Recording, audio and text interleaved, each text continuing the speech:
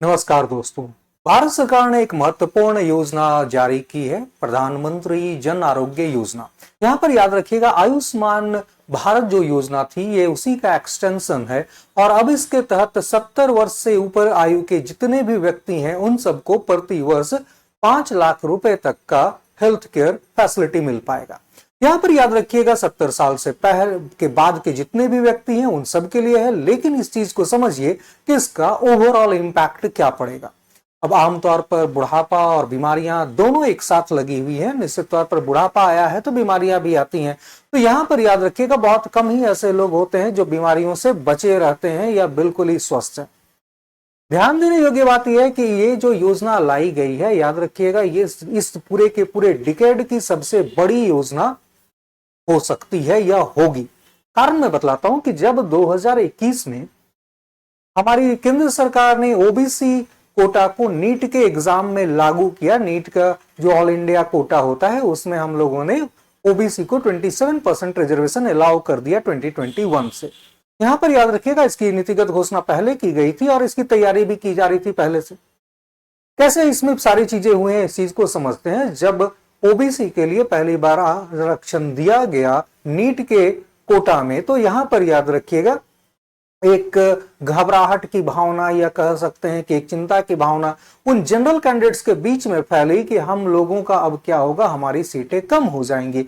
लेकिन central government ने इसे तुरंत भांपते हुए इसे काउंटर करने का उपाय निकाला कि सीटें लगभग 50,000 से बढ़ाकर 1 लाख से ज्यादा कर दी गई। अब इस चीज को समझिए, जब सीटें 1 लाख से ज्यादा हो गई तो न जनरल का सीट घटी न ओबीसी का सीट घटी, या सबको फायदा हुआ। ओबीसी को भी 27% रिजर्वेशन मिल गया, साथ में जनरल की सीटें भी नहीं घटी। तो इस प्रकार से ये पूरी की पूरी कवायद की गई। अब यहां पर याद रखिएगा 2021 के आसपास से ये लागू, अगर 5 साल के बाद बात करेंगे, 7 साल के बाद, तो यहां पर वो ग्रेजुएट बच्चे निकलने लगेंगे। अब है क्या कि हर एक साल 1 लाख हमारे डॉक्टर्स निकल रहे हैं। अब ये 1 लाख डॉक्टर्स निकल रहे हैं, आने वाले 10 सालों में, 15 सालों में भारत हेल्थ केयर में सबसे बड़ा शक्ति बन के उभरेगा।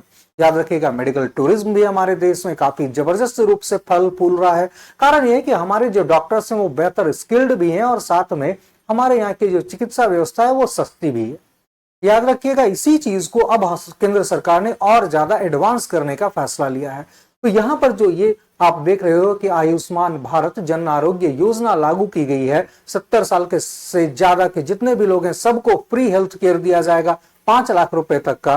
तो निश्चित तौर पर इसकी पहली चीज ये है कि स्वस्थ भारत होगा। दूसरा, यहां पर याद रखिएगा एक ह्यूज अमाउंट में एम्प्लॉयमेंट क्रिएट होगा, क्योंकि जब हम लोग इसमें पैसा डाल रहे हैं तो निश्चित तौर पर एक सीरीज ऑफ हॉस्पिटल्स की डेवलप होगी और ये series of hospitals number of employment को बहुत तेजी से बढ़ा देगा। अब आप देख ही रहे हो कि 1 लाख डॉक्टर्स आपके पर ईयर एडमिट किए जा रहे हैं अभी, तो 1 लाख डॉक्टर्स हमारे निकलेंगे भी निश्चित तौर पर। और उसमें से मान भी लेते हैं कि 25,000 चले गए फॉरेन देशों में काम करने के लिए, उसके बाद भी 75,000 एक बहुत अच्छी अमाउंट बचती है डॉक्टर्स के हमारे देश में, जो हमारे लोकल स्तर पर हेल्थ केयर की काम को संभालेंगे।